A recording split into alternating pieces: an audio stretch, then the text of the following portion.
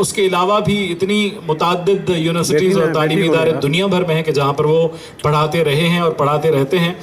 اس وقت وہ پروفیسر کی حیثیت سے زہرا اینڈ زیزی فاؤنڈیشن کے ساتھ بھی وابستہ ہیں, اپنی تدریسی خدمات انجام دے رہے ہیں. قائد اعظم یونیورسٹی کے علاوہ national college for physics, FC سی کالج یونیورسٹی اور ورچوئل یونیورسٹی آف پاکستان میں بھی اپنی تدریسی خدمات انجام دے چکے ہیں اور اب بھی دیتے رہتے ہیں.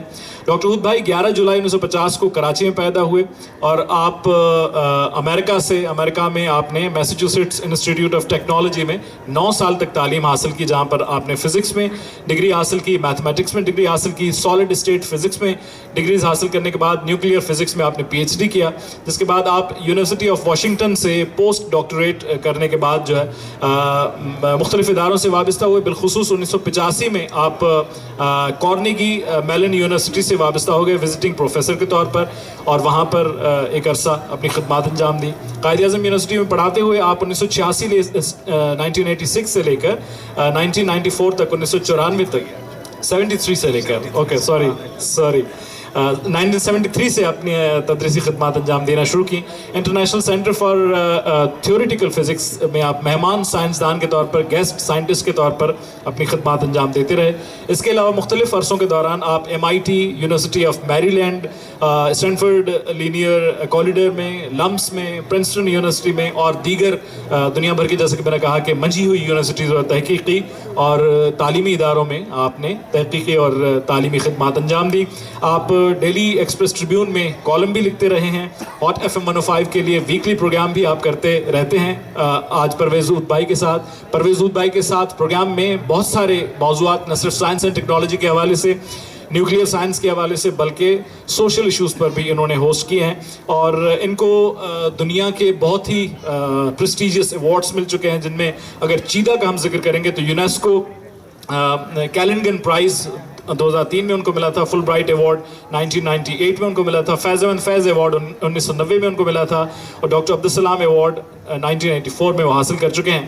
اور جن شخصیات سے وہ بہت زیادہ متاثر ہیں, جن کے کام سے, جن کے کنٹریبیوشن سے, ان میں doctor Abdus Salam, George Bernard Shaw اور برٹرینڈ رسل شامل ہیں. Please give a big hand to doctor Parvez عود بھائی.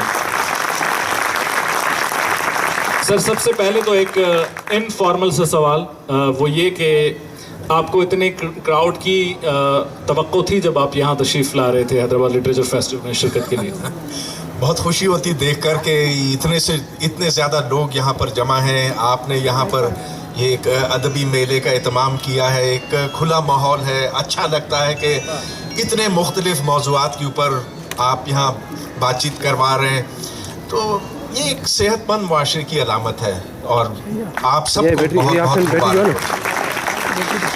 ڈاکٹر صاحب, ہمارا جو اصل جو موضوع ہے ہیومن ورسز مشینز, ہم ایسے دور کی طرف جا رہے ہیں. اگر ساؤنڈ آپریٹر میرے ساتھ موجود ہوں تو ڈاکٹر صاحب کا جو مائکرو فون ہے اس کا ماسٹر بڑھا دیجیے گا, کیونکہ ماسٹر وہ کم ہے, ان کا ماسٹر لیول.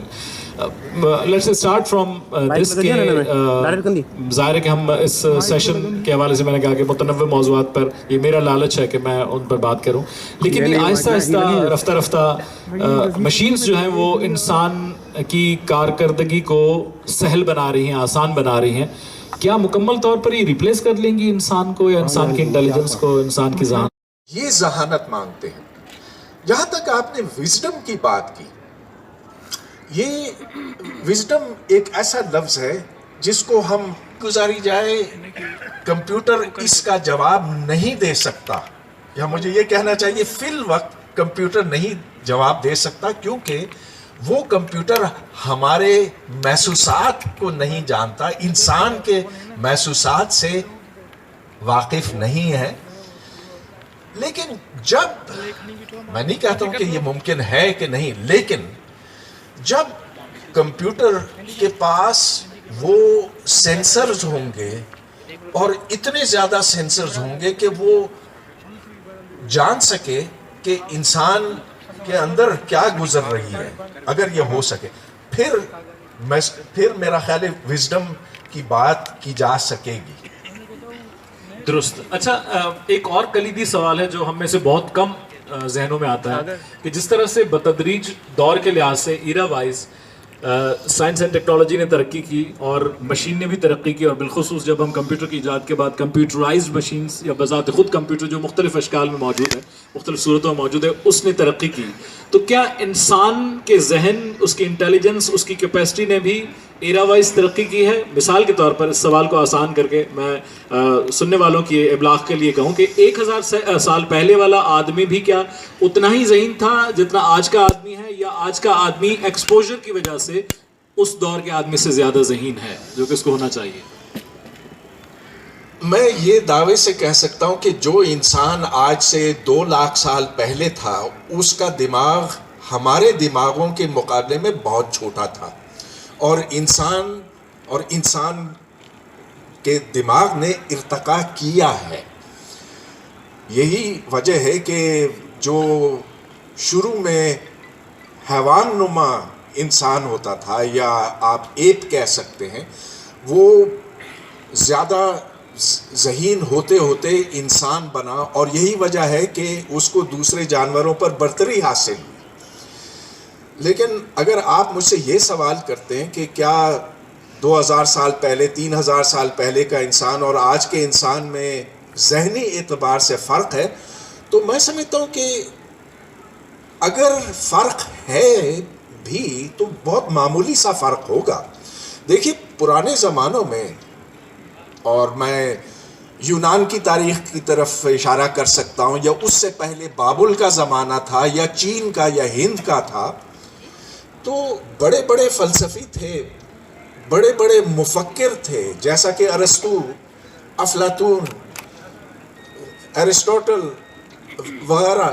یہ اور جو اسکول میں ہم پڑھتے ہیں پائتھاگورس تھیورم, یہ سب بڑے ذہن کے مالک تھے. اور اگرچہ اس زمانے میں بھی ذہین لوگ بہت ہیں, لیکن یہ اس بات کی دلیل ہے کہ آج سے 2000-3000 سال پہلے بھی بہت بڑے بڑے ذہن ہوتے تھے.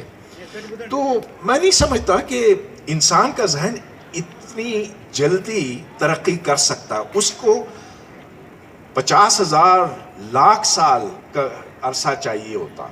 البتہ اب انسان کے دماغ میں ارتقاء ایک اور وجہ سے آ رہی ہے, آ سکتی ہے, آنے والی ہے, بلکہ مجھے یہ کہنا چاہیے. ایک تو یہ کہ ہم نے یہ جان لیا ہے کہ آپ آج شناخت کر سکتے ہیں اور ان کے جینز کو جا کر ڈیلیٹ کر سکتے ہیں, نکال سکتے ہیں, اور اس مرض سے پھر آپ بچ سکتے ہیں. یہی ٹیکنالوجی ہے جو آنے والے وقت میں ہمیں زیادہ ذہین ہونے کی طرف لے جا سکتی ہے.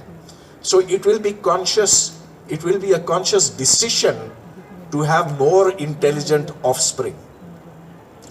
ایک رستہ یہ ہے. دوسرا رستہ یہ ہو سکتا ہے کہ دماغ کے اندر امپلانٹس ہوں چپس کے.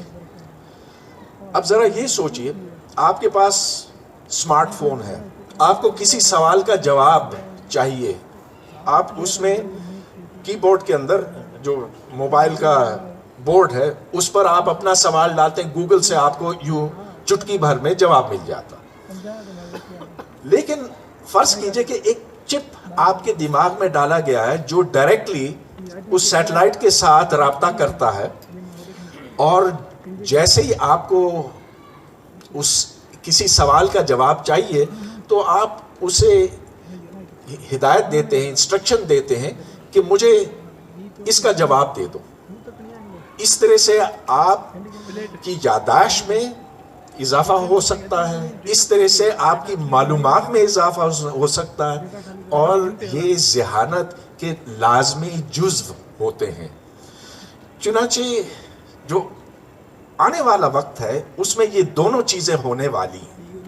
اچھا, تو کیا جس طرح سے ہم چپ ایڈ کر سکتے ہیں کوئی معلومات فراہم کرنے کے حوالے سے, تو کیا ہم اس شعر کی خواہش کو پورا کر سکتے ہیں, شاعر کی خواہش کو کہ یاد بازی آزاد ہے یار چھین لے مجھ سے حافظہ میرا, تو کچھ ایسی فائلز جو ہم ڈیلیٹ کرنا چاہیں ذہن سے, کیا وہ بھی ڈیلیٹ کر سکتے ہیں ایسی ٹیکنالوجی سے؟ اس سے پہلے کہ میں آپ کے سوال کا جواب دوں, میں آپ کو بتانا چاہتا ہوں کہ کوئی 4 مہینے پہلے میں نے ایک टोरंटो के अस्पताल में एक तजर्बा देखा था जिसमें एक चिप को बंदर के दिमाग के अंदर इम्बेड किया गया, और जो बंदर के दिमाग के न्यूरॉन्स हैं, जो इंसान के दिमाग के न्यूरॉन से ज़्यादा मुख्तलिफ नहीं है, वो डायरेक्टली उस चिप के साथ जोड़े गए थे।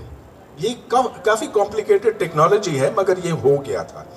अब उस बंदर के हाथ नहीं थे, शायद काट दिए गए हों या पैदाइशी ऐसे हो, मुझे नहीं पता, लेकिन उसके साथ, उसके बाजू के साथ मसनूई हाथ जोड़े गए थे, रोबोटिक आर्म्स, और उस बंदर का दिमाग उसके हाथों को ये पैगाम दे रहा था कि उधर जो केला है वो केला उठाकर मेरे मुंह में डालो, और यूं वो बंदर अपने आप को खुराक फराहम कर रहा था।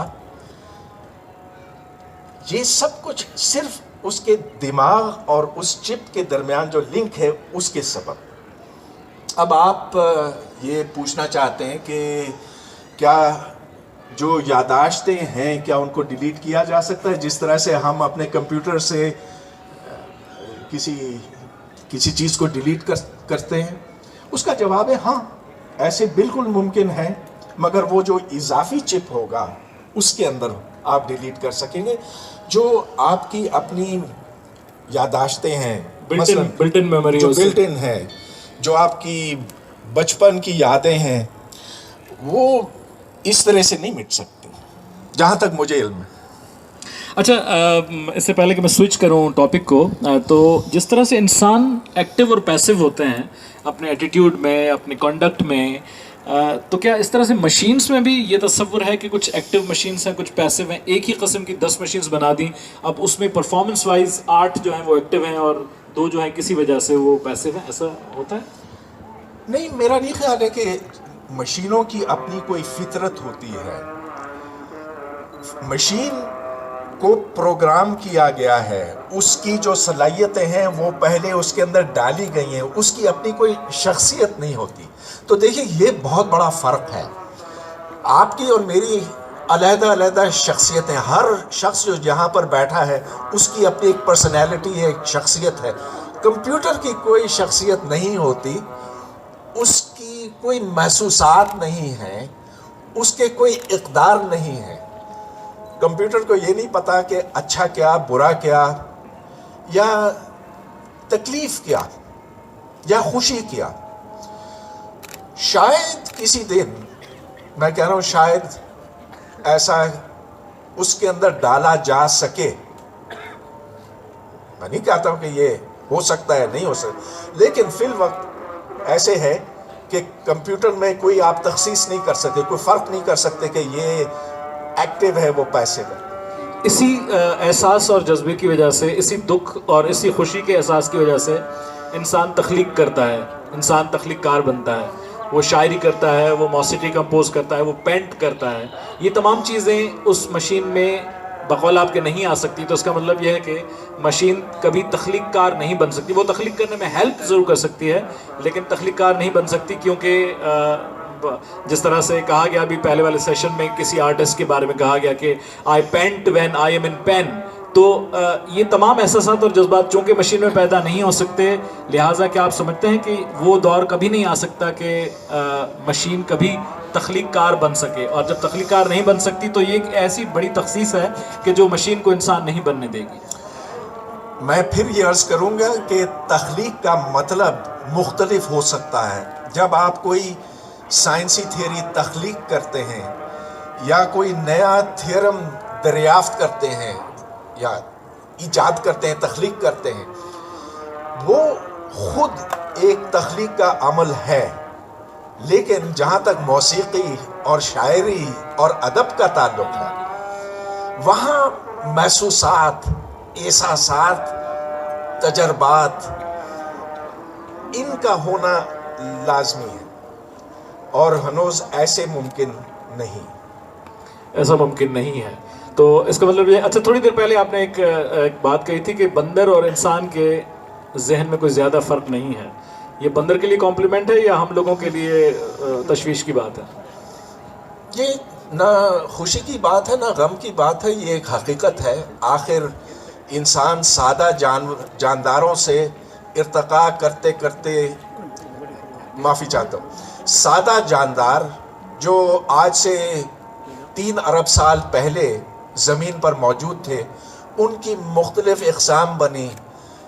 ایک شاخ اس طرف گئی، ایک شاخ اس طرف گئی، اس سے پھول، پودے، اور پھر مچھلیاں اور میملز، یہ بنتے چلے گئے.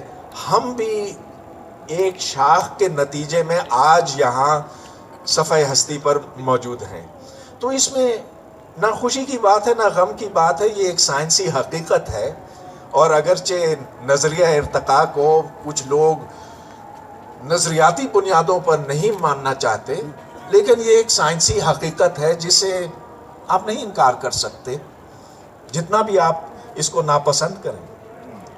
رائٹ. اچھا، روبوٹ کے حوالے سے بات ہوئی اور اسی حوالے سے میں اس موضوع کو سوئچ کرتے ہوئے آگے لیے چلتا ہوں کہ روبوٹ میں جو پروگرامنگ کی جاتی ہے وہ ڈیلیور کرتا ہے، اسی طرح کی پرفارمنس دیتا ہے.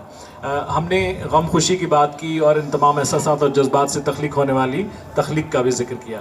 میں نے جو فیصلے کا لفظ استعمال کیا تھا، پرویز عود بھائی ہمارے سامنے موجود ہیں، وہ ایک عالم ہیں، پوری زندگی کا تجربہ، اس کا نچوڑ ہمیں 1 گھنٹے کے اندر بتا رہے ہیں. یہ ایک فیصلہ ہے کہ واٹ ٹو سے اینڈ وین ٹو سے، کتنا بتانا ہے، کس حد تک بتانا ہے، کن مثالوں کے ساتھ بتانا ہے. کیا روبوٹ کو ہم اس قدر قابل صلاحیت بنا سکتے ہیں کہ ہم اگلے 10 سالوں کے بعد جب HLF کر رہے ہوں تو ایک روبوٹ کو پروگرام کر دیں آپ کی نالج یا آپ جیسے کسی عالم کی نالج کے مطابق، اور ہم ان سے جو پوچھیں وہ بالکل اسی طرح سے جج کر کے جواب دے کہ اس کراؤڈ میں اس موضوع پر کتنی بات کرنی چاہیے، کتنی نپی تلی بات کرنی چاہیے اور کن مثالوں کے ساتھ بات کرنی چاہیے؟ جب تک وہ روبوٹ انسانوں کو نہیں سمجھے گا، اس وقت تک اس کو نہیں پتہ چلے گا کہ کیا بات کس سے کی جائے.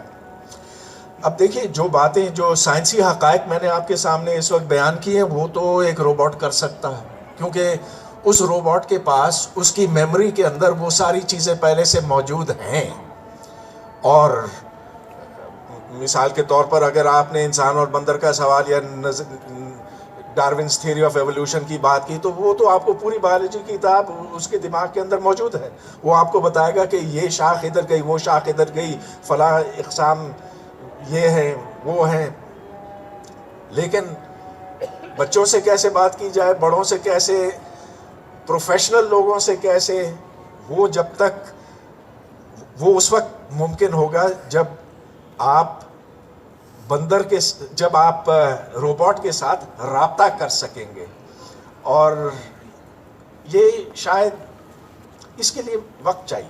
آئی ایم ناٹ پریڈکٹنگ. وقت سے آپ کی مراد صدیاں یا ملینیمز؟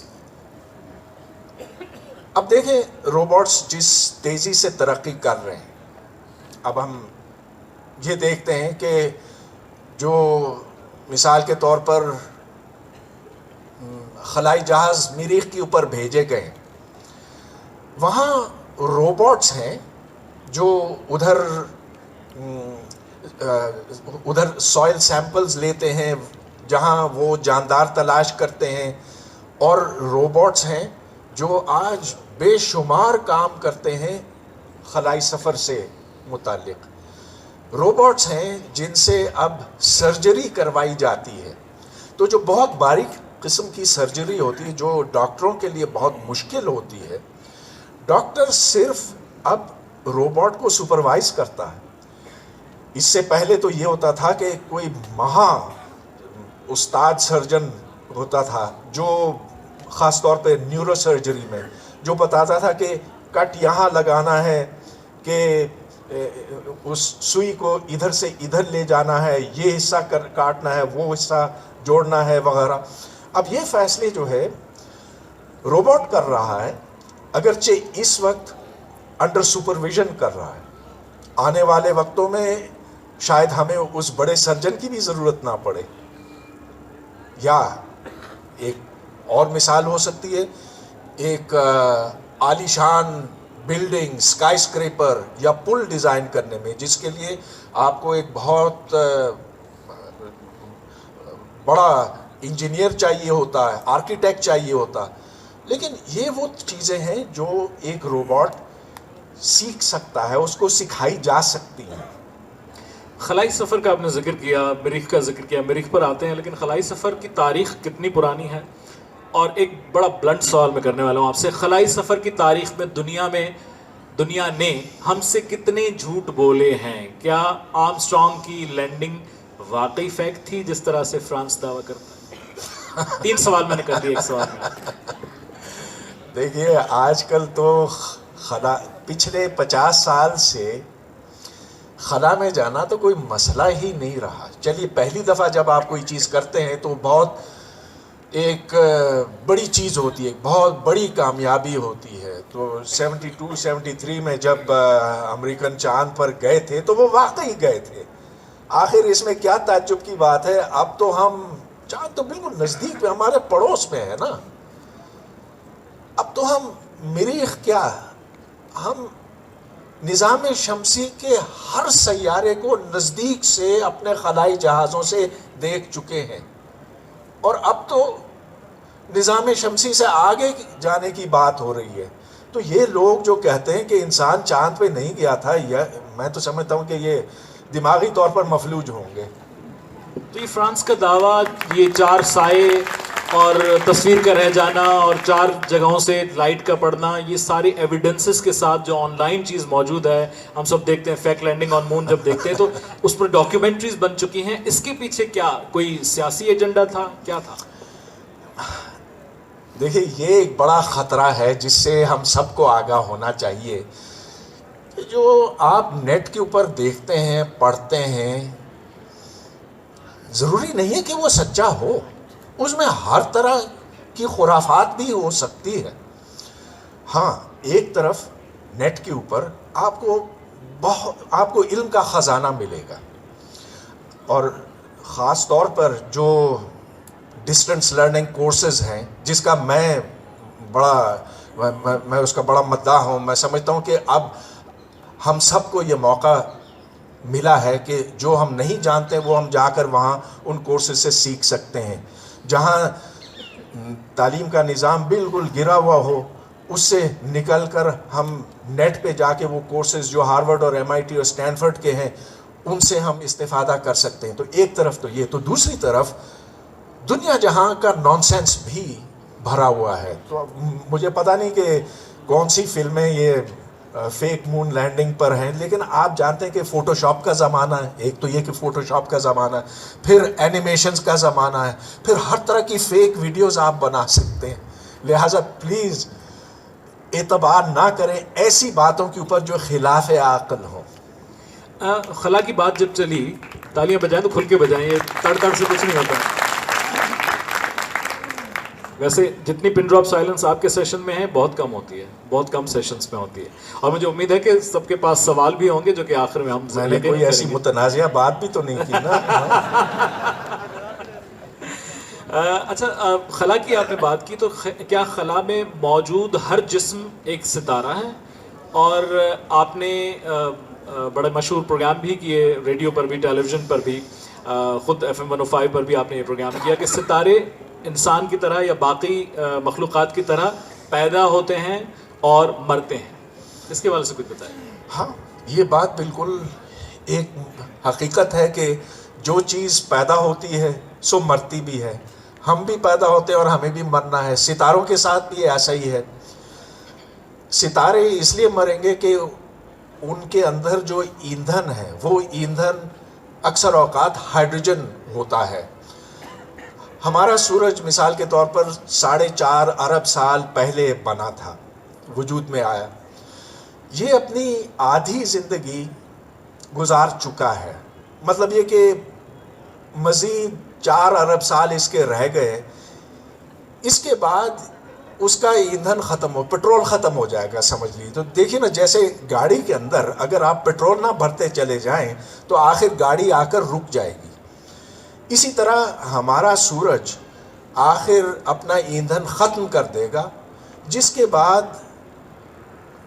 ہر ستارے کے اوپر یہ بات صادق آتی ہے, جس کے بعد وہ مختلف مراحل سے گزرتے گزرتے گزرتے آخر وہ ٹھنڈا اور بے جان ہو جائے گا. मगर कोई ऐसी फिक्र की बात नहीं है, काफ़ी वक्त है. तो उसके बाद, उसके इंतकाल पर मलाल के बाद हमें ये रोशनी और गर्मी कहाँ से मिलेगी? नहीं मिलेगी, नहीं मिलेगी. तो क्या ऐसे नए सैयारे, नए सितारे पैदा नहीं होंगे कि जिनसे हमें... आपको सितारों की कोई कमी नहीं है. देखें, हर कहकशां के अंदर अरबों सितारे हैं और अरबों कहकशाएं हैं. लेकिन बात सितारों की नहीं है.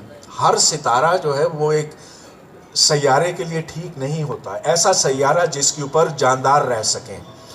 तो अब ये गुज़िश्ता 7-8 साल की बात है, हमने ऐसे सैयारे देखे हैं जो सितारों के गिर्द घूमते हैं, मगर ये सितारा हमारा सूरज नहीं है. हम निज़ाम शमसी को तो अच्छी तरह से देख चुके हैं, इसका हर सैयारा बारीकी से देख चुके हैं. लेकिन ऐसे एक्स्ट्रा सोलर प्लैनेट्स हैं, वो सैयारे जो दूर किसी सैयारे के गिर्द घूमते हैं.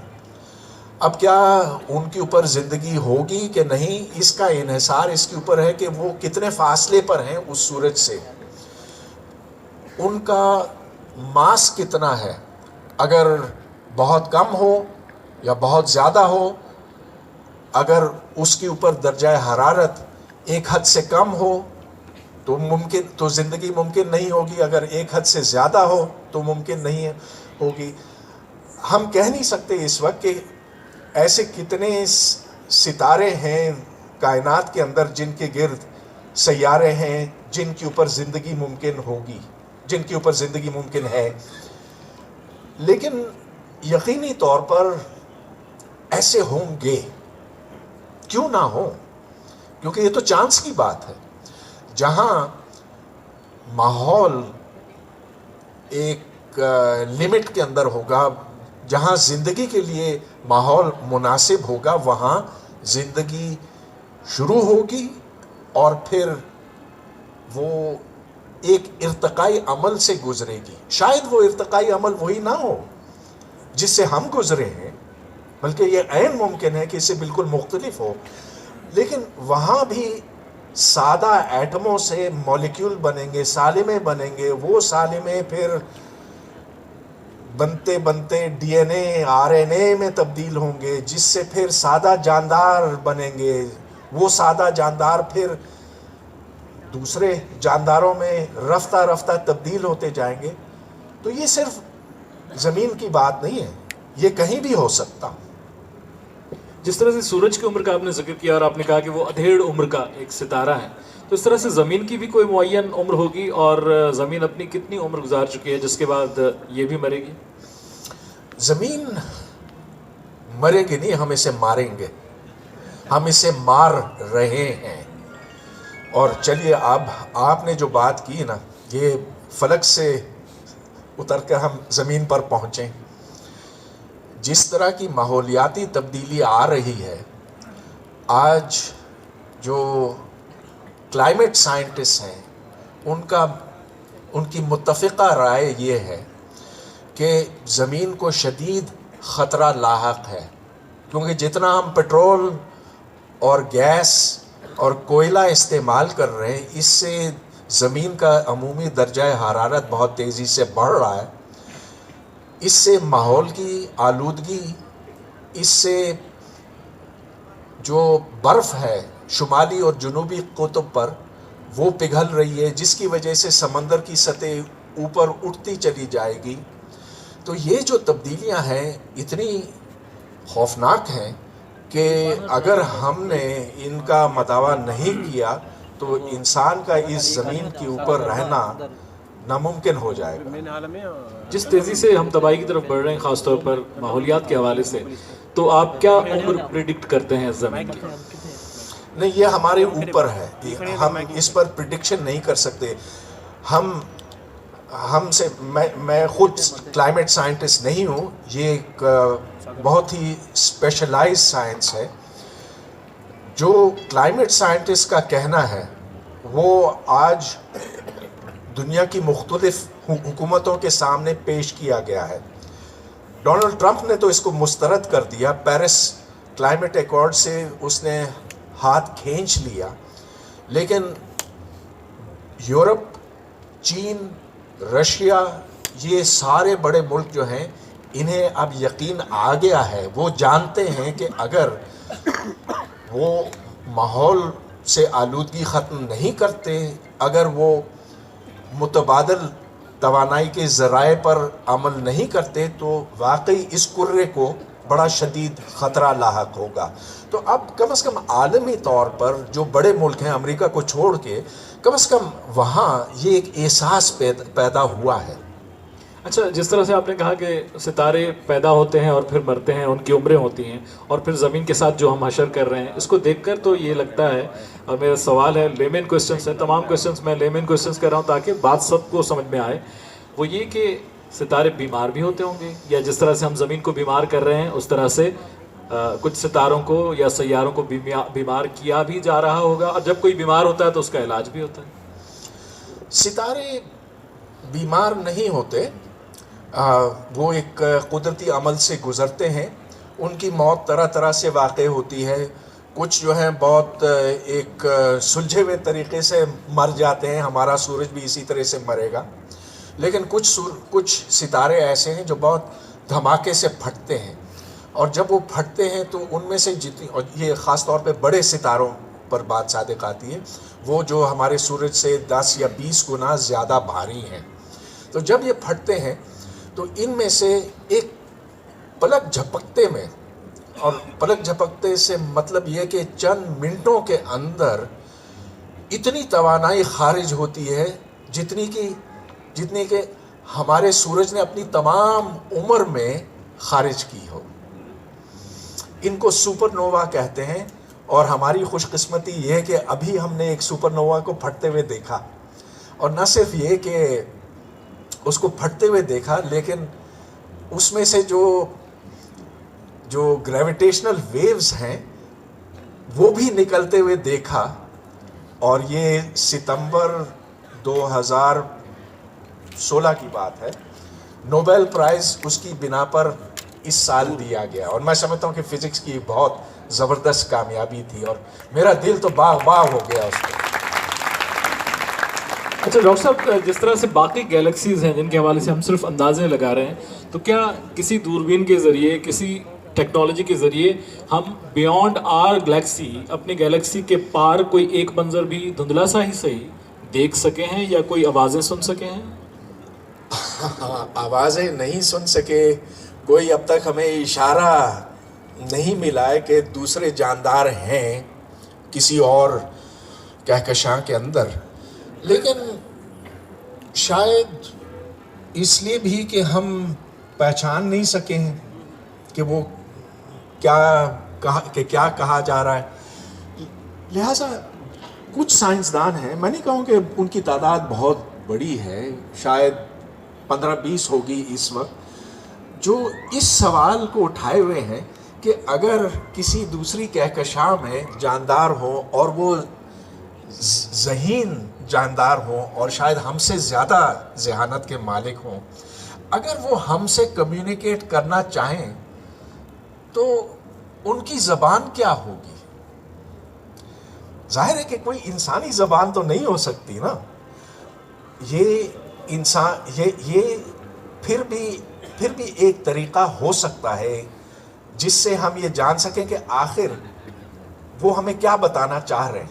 तो ये बड़ा मुश्किल सवाल है, लेकिन देखें, इस ऐसे सवालात से तो हम पहले से दो चार हैं। आप पिरामिड्स की मिसाल लीजिए, जिसके ऊपर एक ऐसी ज़बान में ख़ताती की हुई है, हायरोग्लिफिक्स उसको कहते हैं। हायरोग्लिफिक्स को समझते समझते इंसान को कोई 300 साल लग गए। अलबत्ता अब आर्टिफिशियल इंटेलिजेंस से आप हायरोग्लिफिक्स को जल्दी समझ सकते हैं। ये एक और पहलू है, बहुत दिलचस्प बात है।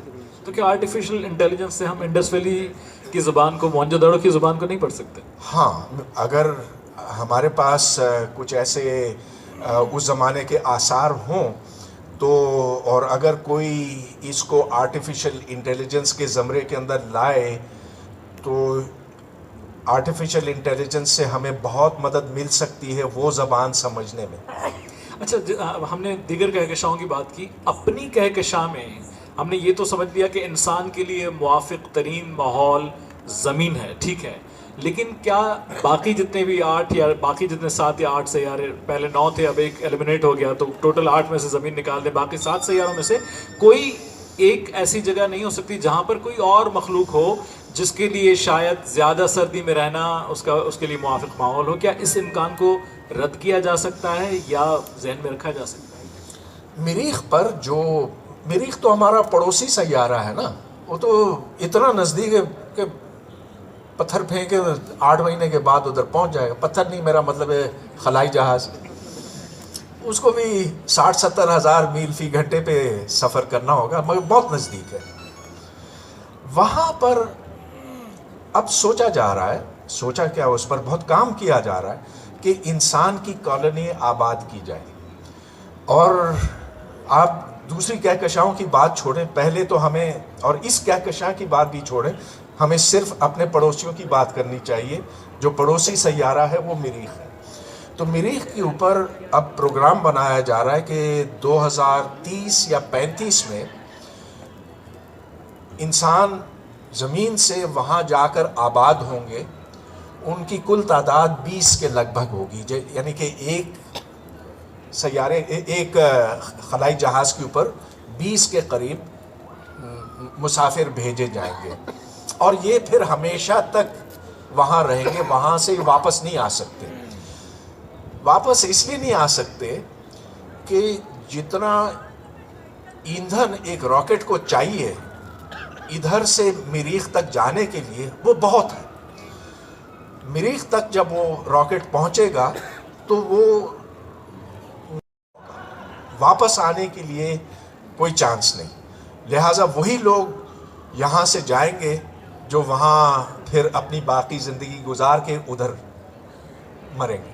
तो 20 लोग, इंसान एक सोशल एनिमल है और मिलने जुलने, इस तरह की तकरीबात अटेंड करने के सिवा वो रह नहीं सकता. तो 20 लोग आपस में एक ऐसी जगह पर कि जहाँ पर कोई सोर्स ऑफ एंटरटेनमेंट ना हो, एक नई जगह, एक नई कॉलोनी आबाद हो रही है, आप समझते हैं कि वो अपनी उम्र से पहले नहीं चल बसेंगे? जो 20 लोग यहाँ से जाएंगे, अब फ़र्ज़ कीजिए कि अमेरिका उन 20 लोगों को भेजता है, तो वो अमेरिकन होंगे. एक ट्रम्प हो गया, बाकी 19 अगर चीन भेजता है, जिसका इम्कान उतना ही बनता है, वैसे शायद अमेरिका पहले पहुंचे क्योंकि एल्टन मस्क की जो कंपनी है, ये प्राइवेट कंपनी है जो लोगों को भेजेगी मरीख.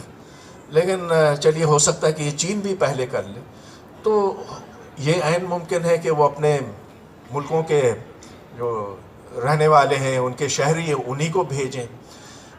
लेकिन अगर आप इसके मुस्तकबिल को देखें, चलिए ये 20 लोग हैं, लेकिन अगर वहाँ 2000 लोग आबाद करने और फिर वो 2000 से 2 लाख करने हैं, तो फिर ये सोचने की बात होगी कि किन लोगों को भेजा जाए ज़मीन से मरीख तक. क्योंकि इसमें, जैसा कि आपने इसकी तरफ इशारा किया, बड़े सोशल मसाइल भी पैदा हो सकते हैं अगर आपस में वो लड़ पड़े. अब ठीक है ना, यहाँ तो ज़मीन पे कितने 7 अरब लोग आबाद हैं, उनके छोटे मोटे झगड़े तो होते रहते हैं, कुछ जंगें भी होती हैं, लेकिन उधर 20 लोगों में अगर 2 में भी हो जाए तो ये क़यामत आ जाएगी. लिहाजा इसमें सोशल इंजीनियरिंग करना होगी. ये देखना होगा कि किस सोच के लोगों को भेजना है, उनकी नफ्सियात क्या है, उनकी तबीयत क्या है, क्या वो लड़ाका किस्म के हैं, क्या वो अमन पसंद हैं, क्या वो मिलनसार हैं, फिर कितने मर्द कितनी औरतें, किसके साथ दोस्ती हो सकती है वो भी पहले तय करना होगा. क्या शादीशुदा लोगों को भेजा जाए, क्या एक ही मज़हब के लोगों को भेजा जाए, और अगर एक ही मज़हब के तो एक ही मसलक के, तो ये बड़े बड़े मसले होंगे. अच्छा, दरमियान में एक कोई साहब थे, मैंने कहा ना तालियां बजाएं, दिल खोल के बजाएं वरना ना बजाएं. अच्छा, एक साहब थे जिन्होंने दरमियान में चांद पर प्लॉट बेचना शुरू किए थे, वो क्या किस्सा था? हाँ, देखिए, اب یہ سوال پیدا ہوتا ہے کہ یہ چاند کس کا ہے؟ تو یہ شاعری والا چاند تو نہیں ہے؟ اس نے نہ صرف چاند پر ساری زمین خرید لی ہے، اس نے سارے جو سیارے ہیں وہ بھی خرید لیے ہیں، اور سورج اس نے کورٹ میں یہ بھی داخل کر دیا کہ سورج بھی میرا ہے۔ اب یہ ایک سوال کی طرف اشارہ کرتا ہے کہ آخر زمین کس کی ہے؟ ان لوگوں کی ہے جو اس پر آباد ہیں۔ آپ نے ایک پلاٹ لیا لطیف آباد میں مثال کے طور پر، تو آپ نے رقم دی، وہ آپ کی ہو گئی، مگر کیا واقعی آپ اس کے حقدار ہیں؟ یہ زمین واقعی آپ کی ہے؟ زمین کس کی ہونی چاہیے؟ یہی سوال آپ چاند کے بارے میں، مریخ کے بارے میں، کسی بھی سیارے کے بارے میں کر سکتے ہیں۔ تو اونرشپ، پرائیویٹ اونرشپ، یہ اس مسئلے سے ہمیں نپٹنا ہوگا۔ یہ کون صاحب تھے اور یہ کیا ان کی موو تھی اور کیسے ختم ہوئی؟ بڑا چالاک آدمی تھا، اس نے بڑے ڈالر وصول کیے ہیں چاند پر زمین، چاند پر پلاٹ بیچ بیچ کر، اور وہ کہتا ہے کہ بس اب ایک چھوٹا سا ہی حصہ رہ گیا، جلدی سے لے لو اس سے پہلے کہ کوئی اور لے جائے۔ تو ملک ریاض،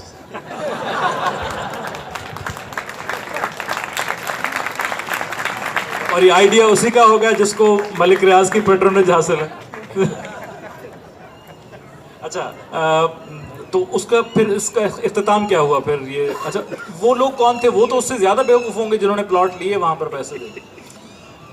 میرا خیال ہے وہ رقم اتنی کم تھی کہ لوگوں نے اس کو شغل ہی سمجھا ہوگا، مگر آنے والے وقتوں کا سوچئے۔ فرض کیجئے کہ امریکن پہلے پہنچ جاتے ہیں مریخ کے اوپر، یا انڈینز پہلے پہنچ جاتے ہیں۔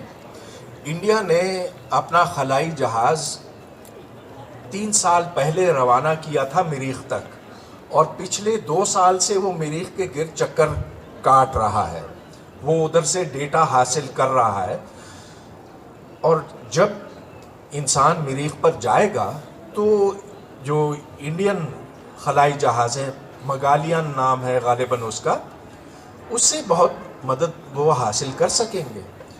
تو انڈیا یہ دعویٰ کر سکتا ہے کہ مریخ کا 1/4 حصہ انڈیا کا ہے، لیکن انڈیا کو کیوں اس میں یہ زمین دی جائے؟ مریخ کا وہ حصہ کیوں دیا جائے؟ دوسرے ملک ہیں، زمین کے ملک ہیں، تو ان کو برابر کا حق نہیں ہے؟ یہی سوال اٹھتا ہے سمندروں سے متعلق۔ سمندر اور سمندر کے نیچے جو معدنیات ہیں، سمندر میں جو مچھلیاں ہیں، یہ اس سے متعلق ہو سکتا۔ سمندر کے نیچے جو قیمتی معدنیات ہیں، ڈیپ سی مائننگ جس کو کہتے ہیں، who does the deep sea belong to؟ اس وقت تو ہم نے یہ طے کیا ہوا ہے اقوام متحدہ کے تحت کہ جو زیر سمندر زمین ہے 200 کلومیٹر دور تک، وہ اس ملک کی ہے جس کا وہ ساحل ہے، لیکن اس سے آگے آپ چلیں تو پھر کھلی کمپٹیشن ہے۔ لہٰذا اب اقوام متحدہ کو اس پر اثر نو غور کرنے کی ضرورت ہے کہ آخر ڈیپ سی میں کس کا حق کتنا ہونا چاہیے، اور میں سمجھتا ہوں کہ ایک ہی حصول ہو سکتا ہے کہ یہ زمین سب کی ہے، سب انسانوں کی ہے، اور ان کا حق برابر ہے۔ یہی بات ہمیں چاند کے بارے میں اور مریخ اور عطارد اور جو سیارے نظام شمسی کے ہیں، ہمیں یہ کہنا چاہیے، ہم تمام انسانوں کو یہ کہنا چاہیے کہ یہ انسانوں کے ہیں، یہ کسی ملک کے نہیں ہیں، یہ سب کے ہیں۔ مریخ پر یہ جو تحقیق ہوئی، اچھا انڈیا کے حوالے سے آپ نے بات کی، کیا انڈیا ٹیکنالوجی کے لحاظ سے پاکستان سے بہت زیادہ آگے ہے، اور خاص طور پر اسپیس ٹیکنالوجی کے حوالے سے؟ پاکستان میں یہ بات بہت کم سنی جاتی ہے، لیکن حقیقت یہ ہے کہ انڈیا پاکستان سے میلوں آگے ہے سائنس اور ٹیکنالوجی کے میدان میں. اور یہ صرف میں مریخ کے حوالے سے نہیں کہتا ہوں. جو ان کی تھیوریٹیکل فزکس ہے، جو ان کی ریاضی ہے، جو ان کی اچھی یونیورسٹیاں ہیں، وہ ایسی ہیں جو امریکہ کی بہتر یونیورسٹیوں کا مقابلہ کرتی ہیں. تو اب دنیا میں صرف امریکہ طاقت نہیں رہا، امریکہ اور چین ہی نہیں رہے، بلکہ مجھے یہ کہنا چاہیے کہ صرف امریکہ، چین اور یورپ ہی نہیں ہے، انڈیا بھی اس میں داخل ہوا ہے. اور اس میں میں سمجھتا ہوں کہ جواہر لال نہرو کا بہت بڑا کردار تھا. گو کہ اب نہرو کا نام آپ انڈیا میں نہیں لے سکتے. نہرو کو جتنا برا بھلا کہا جاتا ہے بی جے پی کے دور میں،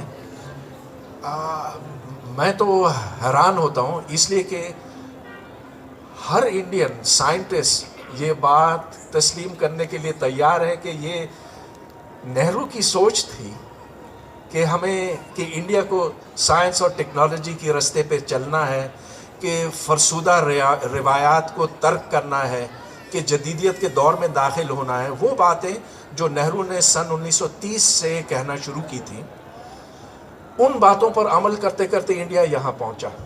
بدقسمتی سے ہمیں اس راہ پر نہیں لایا گیا. اس سے پہلے کہ ہم کلوز کریں، جس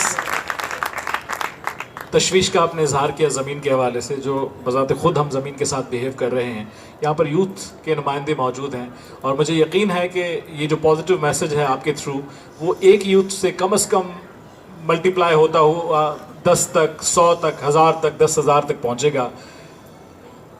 کس طرح سے بیہیو کرنا چاہیے اب ہمیں اپنی زمین کے ساتھ to save the earth, to save the environment? بہت سی چیزیں کرنے کی ضرورت ہے.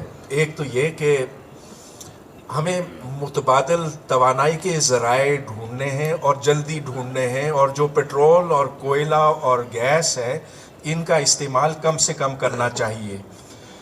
اور یہ اب ممکن ہے. ابھی کراچی سے آتے ہوئے میں نے دیکھا سپر ہائی وے کے اوپر یہ ونڈ ملز لگے ہوئے ہیں، مگر یہ چند ایک ہیں اور میں نے کوئی ان میں زیادہ حرکت نہیں دیکھی. جس چیز سے سر وہاں پہ کوئی 400 ونڈ ٹربائنز لگے ہوئے ہیں اور 450 میگا واٹ بجلی پروڈیوس ہو رہی ہے. اچھا، شاید آج وہ ذرا آہستہ چل رہے تھے. ہاں، لیکن جو گاڑوں میں نے سنا ہے جو ونڈ کوریڈور ہے اس کو پوری طرح سے استعمال کرنے کی ضرورت ہے. مگر ونڈ سے زیادہ جو شمسی توانائی ہے وہ اتنی زیادہ ہے کہ ہم اپنی بجلی کی تمام ضروریات اس سے پورا کر سکتے ہیں، بشرطے کہ ہمارے پاس سٹوریج کیپیسٹی ہو. ابھی ایلون مسک نے آسٹریلیا میں ایک 100 میگا واٹ کی بیٹری لگائی ہے، اور وہ اس نے 100 دن کے اندر بنا دی تھی. ایسی بیٹریاں اب بننے لگی ہیں. لہٰذا جو شمسی توانائی سے ہم بجلی تیار کر سکتے ہیں وہ پورے پاکستان کے لیے کافی ہے. ہمیں یہ کوئلے شعلے کی کوئی ضرورت نہیں، ہمیں نیوکلیئر پاور کی بھی ضرورت نہیں. نیوکلیئر پاور خطرناک ہے. آپ نے فوکوشیما کا واقعہ دیکھا تھا. اس واقعے سے اب تک جاپانی اپنی جان نہیں بچا سکے ہیں. 40 سال مزید لگیں گے اس نیوکلیئر ری ایکٹر کو بند کرنے میں، اور اس کے اوپر اب تک $200 ارب خرچ ہو چکے ہیں. تو یہ جو متبادل توانائی ہے یہ ایک چیز ہے. پھر اور بہت سی چیزیں ہیں، مگر جو سب سے بڑی بات ہے وہ یہ کہ ہمیں اپنی آبادی کے اوپر کنٹرول کرنے کی ضرورت ہے. جب پاکستان وجود میں آیا آج سے 71 سال پہلے، اس وقت ہماری آبادی کتنی تھی؟ مغربی پاکستان کی آبادی 28 ملین تھی، یعنی کہ 2.8 کروڑ. اب وہ آبادی 7 گنا بڑھ گئی ہے. اب جو سینسس ہوا تھا، صحیح غلط جو بھی ہے، اب ہماری 21 کروڑ آبادی بن گئی ہے. اور آپ دیکھیں کہ ہمارے شہر جو ہیں وہ کس طرح سے پھیلتے چلے جا رہے ہیں. پانی کی قلت ہو رہی ہے, ہوا خراب ہو رہی ہے, غربت ہر طرف دکھائی دیتی ہے. جن ملکوں نے اپنی آبادی کو کنٹرول کیا ہے, خصوصاً یورپ, وہاں پر خوشحالی ہے, وہاں پر امن ہے, وہاں پر ایک نظم و نسق ہے. جہاں بے لگام آبادی بڑھتی جاتی ہے وہاں بربادی کے سوا اور کچھ نہیں آپ کو دکھائی دیتا, خواہ وہ بنگلہ دیش ہو, انڈیا ہو یا Pakistan. So we have to control the population. بہت شکریہ. Thank you very much doctor Parvez bhai sahab. میں آفیسر ہوں محکمہ اطلاعات میں. میرا سوال یہ ہے کیونکہ آج موضوع جو ہے مشینوں کا ہے, ورنہ تو آپ سے پی ٹی وی کے دور سے بچپن سے بہت سارے موضوعات پہ آپ کی گفتگو سنتے ہوئے آئے ہیں. ڈاکٹر صاحب کے بچپن سے, آپ کے بچپن سے؟ میرے بچپن سے. سو اب سوال میرا یہ ہے کہ کیا اب مشینز کا آج موضوع ہے تو اسی حوالے سے ہی سوال پوچھوں گا میں کہ کل کو اگر ہمیں روبوٹس اچھے نہیں لگیں گے, کوئی روبوٹ انٹیلیجنس کے حوالے سے ہم اس کو زیادہ اچھا بنا دیں گے, پھر ہم اس کو نکال دیں گے, تو کیا روبوٹس ہم سے یہ پوچھیں گے ہم مجھے کیوں نکالا؟ بہت اچھا سوال. جو پوچھ رہا ہے وہ بھی روبوٹ ہی ہے.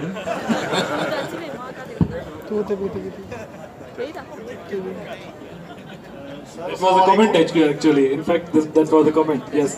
جی دا نالو بتا. السلام علیکم. عبد القیوم دل آؤں ایکچولی گورنمنٹ امپلائی ہے. سائیں حضور صاحب سائیں تمام گھنی شناسائی آئے تو ٹی وی وغیرہ ریڈیو یہ میری آپ سے سر یہ گزارش ہے کہ ہم شروع سے پڑھ کے آ رہے ہیں کہ میٹر جو ہے وہ جگہ میں رکھتا ہے, وزن رکھتا ہے, سب کچھ رکھتا ہے, لیکن اس کے برعکس ابھی جو ہم آپ سے گفتگو کر رہے ہیں یا سیٹلائٹ کے تھرو گفتگو کر رہے ہیں, انرجی اس کو کہیں یا اور کچھ کہیں, کیا میٹر اور انرجی ایک چیز ہے یا کوئی الگ چیز ہے؟ یا میرے خیال سے جو جیسے یہ کہہ رہے ہیں کہ اس ڈیوائن جو ارتھ جو ہے یہ جو ہم بات کر رہے ہیں ساری موجود ہے ہمارے انوائرمنٹ میں, کل کو یہ کوشش سائنسدان کر رہے ہیں کہ یہ ہم واپس لائیں, کیا اس سے کسی ڈیوائن یا اسپرٹ تھیوری کو کوئی تقویت تو نہیں مل رہی؟ Please explain. دیکھیے آپ کا سوال تھا کہ کیا مادہ اور توانائی ایک ہیں یا مختلف چیزیں ہیں. سوال اس کا جواب یہ ہے کہ آئنسٹائن نے سن 1905 میں یہ ثابت کیا کہ ایک کو دوسرے میں تبدیل کیا جا سکتا ہے, E=mc², اور مزید تفصیل پھر میں آپ سے بعد میں ڈسکس کر سکتا ہوں. نہیں وہ سر جو کنورٹ ہو رہا ہے جو So this is Aman Ullah Khan from Institute of English Language and Literature, University of Sindh. میرا سوال یہ ہے کہ ہماری اس جنریشن میں آپ کتنا سائنٹیفک ایٹیٹیوڈ دیکھتے ہیں, اور اگر نہیں تو وہ سائنٹیفک ایٹیٹیوڈ دیکھنے کے لیے, ڈیولپ کرنے کے لیے ہم کیا کر سکتے ہیں؟ ہمارے ٹیکسٹ بکس, سلیبس, کریکولم اس بات کو کس حد تک ایڈریس کر رہا ہے؟ Thank you. سائنسی رویہ افسوس سے کہنا پڑتا ہے کہ ہماری نوجوان نسل میں بہت کم دکھائی دیتا ہے. بچوں میں یہ سوچ نہیں ڈالی جاتی ہے. جب تک تنقیدی سوچ بچوں میں نہ ڈالی جائے اسکول کی سطح کے اوپر تو ہم سائنس کے میدان میں آگے نہیں بڑھ سکیں گے اور ایک خوشحال زندگی بھی نہیں گزار سکیں گے, کیونکہ ہر چیز جو ہے آج کل کے زمانے میں اس بات کا تقاضا کرتی ہے کہ آپ اپنے دماغ سے سوچیں. جو باتیں آپ کو بڑے بزرگوں نے بتائی تھی وہ پچھلے زمانوں کے لیے تھیں, اس زمانے کے لیے نہیں ہے. اس زمانے کے تقاضے اور ہیں. جیسے آپ نے, ہمارا ٹاپک تھا مشینس, تو آپ نے کہا کہ مشینس انسان کو فیسیلیٹیٹ کر رہی ہیں. اوکے, تو کیا وہ مشینس کہتے ہیں کہ جو بھی انسان نے چیز بنائی ہے اس کے جتنے میرٹس ہوتے ہیں اتنے اس کے ڈی میرٹس ہوتے ہیں, تو کیا مشینس کنٹریبیوٹ کر رہی ہیں گلوبل وارمنگ کی طرف؟ جیسے آپ نے بات کی کہ ہم بہت زیادہ کوئلہ یوز کر رہے ہیں, بہت زیادہ پیٹرول یوز کر رہے ہیں, تو کیا وہ پیٹرولس بھی ہم مشینس کو رن کرنے کے لیے یوز کریں تو مطلب گھوم پھر کے مطلب وہ مشینس ہی آ گئی؟ تو کیا مشینس جڑ ہے اس پورے فساد کی, گلوبل وارمنگ کی, جو اس دھرتی کو تباہی کی طرف لے کے جا رہی ہے؟ برباد نہیں کرتی, لیکن جو ایسی مشین مثلا جیسے گاڑیاں ہم استعمال کرتے ہیں, ان گاڑیوں سے دھواں نکلتا ہے, وہ دھواں پھر فضا میں خرابی پیدا کرتا ہے. لیکن یہ تو ہمارے اختیار میں ہے نا کہ ہم کون سی مشینیں بناتے ہیں اور ان کو کس طرح سے استعمال کرتے ہیں. تو انسان اپنی زندگی پر, اپنے مستقبل کے اوپر قادر ہے. ہمیں عقل سے, ہوش سے کام لینے کی ضرورت ہے. Ansari and I'm an A-level student. The question is, to what extent can humans control them? I mean, recent cases mein ye hua hai ki Then what? Control what? Sorry, it's about artificial intelligence. To what extent we can control them? Recently, Mark Zuckerberg ke company mein, they introduce these robots, they started talking in their own language. So what do you think, to what extent can humans, jaise aapne kaha कि for them to function properly, independently, they need to understand humans. What if, जैसे worst case scenario, Elon Musk ने भी यही कहा कि they are the reason जो हमारी existence को खतरा पहुंचा सकते हैं. So I want you to tell. हाँ, आजकल का इजहार कर रहे हैं कि ये मशीनें आखिर इतनी ज़हीन हो जाएंगी कि हमारे लिए इनसे ख़तरा लायक होगा. ये शायद बहुत ज़्यादा दूर की बात ना हो, शायद 100 साल दूर की बात हो, लेकिन जो ज़्यादा ख़तरा मुझे नज़र आता वो ये कि हम आर्टिफिशियल इंटेलिजेंस को अब इस्तेमाल करने लगे हैं जंगी कामों के लिए, हथियार साजी के लिए, और ख़ास तौर पर ये पता नहीं आपने इसका सुना है कि नहीं, स्वॉर्म ड्रोन्स. तो छोटे छोटे ड्रोन्स, हर ड्रोन के अंदर आर्टिफिशियल इंटेलिजेंस ने ये सलाहियत दी है कि वो मुख्तलिफ शक्लें पहचान सके और ये जान सके कि इस शख्स को निशाना बनाया जाए कि नहीं. वो ड्रोन जो है इतने छोटे होंगे, एक चिड़िया के बराबर, और वो सैकड़ों में छोड़े जा सकते हैं. तो ये आर्टिफिशियल इंटेलिजेंस का एक बदतरीन पहलू है, और इसके लिए यूनाइटेड नेशंस में मैं भी उसका एक हिस्सा था. इस जनवरी तक हमने इसके ऊपर तकरीबन 3 साल लगाए कि इसका कैसे मुकाबला किया जाए. ये एक बहुत मुश्किल चीज़ होगी, लेकिन मैं समझता हूँ कि नामुमकिन नहीं है. मेरा नाम अमजद पलीजो है. नौजवान खड़े हुए तो मैं सवाल करना चाहता हूँ कि निसाब के हवाले से, क्योंकि मेरा दादा परदादा ये सारे जो पाकिस्तान के लोग हैं वो केमिस्ट्री और फिज़िक्स वो जिस तरह हमने पढ़ी है, क्या ये निसाब अभी दौर में जिस तरह हम पढ़ते हैं या नौजवान पढ़ते हैं, ये निसाब काबिल कबूल है अपने तालीमी इदारों में या एक्सपायर्ड हो चुका है? आसान होता है, जो दुनिया में पढ़ाया जाता है उसको ये कॉपी करके निसाब में शामिल कर देते हैं. लेकिन जो असल मुश्किल है वो ये कि हमारे एग्जामिनेशंस में, इम्तहानात में वो सवालात नहीं दिए जाते हैं जो दिमाग को चैलेंज करते हों.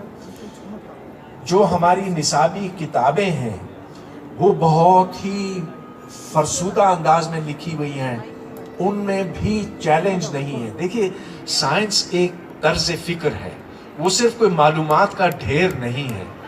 तो हमें साइंस को इस तरह से अप्रोच करने की ज़रूरत है, और ना हमारे इम्तिहानात का निज़ाम, ना ही हमारी किताबें, और ना टीचर्स साइंस को उस तरीके से पढ़ाते हैं जिस तरह से उसको पढ़ाना चाहिए. लिहाजा मैं तमाम साइंस और तमाम तलबा और तालिबात से ये गुजारिश करता हूँ कि असल तालीम अगर आपको चाहिए ना, तो आपको अपना रास्ता खुद निकालना होगा. अब इंटरनेट आपके पास है, एक इल्म का ख़जाना आपके पास है, यूज़ दैट.